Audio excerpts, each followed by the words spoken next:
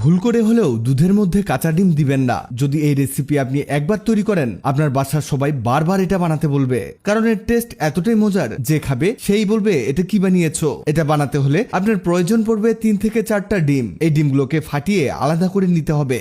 আর লাগবে half litre দুধ। দুধটাকে একটি প্যানের মধ্যে ঢেলে দিতে হবে আর হালকা আঁচে এই কাজটা করবেন। দুধ দেওয়া হলে সেই ফাটিয়ে নেওয়া ডিমগুলোকে এতে ঢেলে দিতে হবে। এখানে আপনি চাইলে ডিমের পরিমাণটা কমিয়ে নিতে পারেন। আপনার খেয়াল খুশি মতো ডিম এতে ব্যবহার করতে পারবেন। ডিম দিয়ে মিডিয়াম হিটে এটাকে নাড়তে থাকতে হবে। এখানে মূলত ডিমগুলোকে দুধের সাথে খুব ভালোভাবে মিশিয়ে নিতে হবে, যাতে করে কুসুমগুলো গলে গিয়ে দুধের সাথে অ্যাডজাস্ট হয়ে যায়। আর এখানে দেখবেন দুধের কালারটা হলুদ হয়ে গেছে। দেখুন দুধের কালারটা কেমন চেঞ্জ হয়ে গেছে। এটাকে রেখে অন্য একটি প্যানের মধ্যে দিয়ে দিব 1 টেবিল চামচ ঘি। বাসায় ঘি না থাকলে তেল দিয়েও এটা তৈরি করতে পারেন, তবে ঘি হলে এর টেস্ট অনেক গুণে বেড়ে যাবে। আর 3টে সাদা এলাচ, 1 টেবিল চামচ পরিমাণ সুজি এতে দিয়ে এটাকে খুব ভালো করে ফ্রাই করতে হবে, যেন সুজি থেকে সুঘ্রাণ বের হয়। এটা হতে হতে জানিয়ে দিতে পারেন আপনি কোথা থেকে ভিডিওটি দেখছেন। আমাদের অলরেডি এটা ফ্রাই হয়ে গেছে। এবার এর মধ্যে দুধ আর ডিমের মিশ্রণটিকে ঢেলে দিতে হবে আর এটাকে 5 থেকে 6 মিনিট হালকা আঁচে রান্না করতে হবে। এখানে একটা কথা মনে রাখবেন, সবকিছু অ্যাড করার পরে এটাকে অনবরত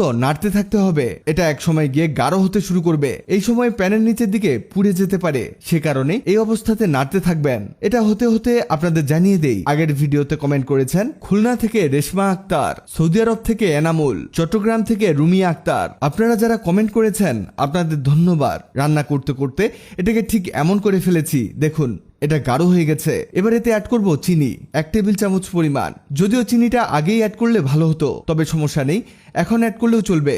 চিনিটাকে গলিয়ে নিতে হবে ভালো করে, এজন্য এটাকে অনবরত মিশিয়ে নিচ্ছি। আর চিনি গলে গেলে এতে দিয়ে দিব বাদাম। বাদামগুলোকে অবশ্যই আগেই কুচি কুচি করে কেটে নিবেন, কারণ গোটা বাদাম দিলে এটা খেতে ভালো লাগবে না আর খাওয়ার সময় মুখে লেগে যাবে। আপনি চাইলে এতে কাঠবাদাম, কিশমিশ, মানে এক কথায় বিভিন্ন ড্রাই ফ্রুটস অ্যাড করতে পারেন। এতে এটা খেতে অসাধারণ লাগবে। আমাদের কাজ কিন্তু একেবারে শেষ। দেখুন কত সুন্দর একটা কালার চলে এসেছে। তৈরি হয়ে গেল আমাদের ডিম, দুধ আর সুজি দিয়ে হালুয়া, যেটা বাজারের হালুয়া থেকে একেবারে ভিন্ন এবং ইউনিক। শুধু ইউনিক বললেই হবে না, এর টেস্টও কিন্তু অসাধারণ। অন্যান্য হালুয়া থেকে এটা একেবারে ভিন্ন। যাকে সার্ভ করবেন সেই অবাক হয়ে বলবে এটা কি বানিয়েছো, এত মজার হালুয়া কখনোই খাইনি। ভিডিওটি আপনার কাজে আসবে, তাই দ্রুত খুঁজে পেতে টাইমলাইনে শেয়ার দিয়ে রাখুন। ভিডিওটি ভালো লাগলে লাভ ইউ একদিন এমন সব তথ্যবহুল ভিডিও পেতে ন্যাচারাল বিউটি হ্যাকসকে লাইক ও ফলো দিয়ে রাখুন।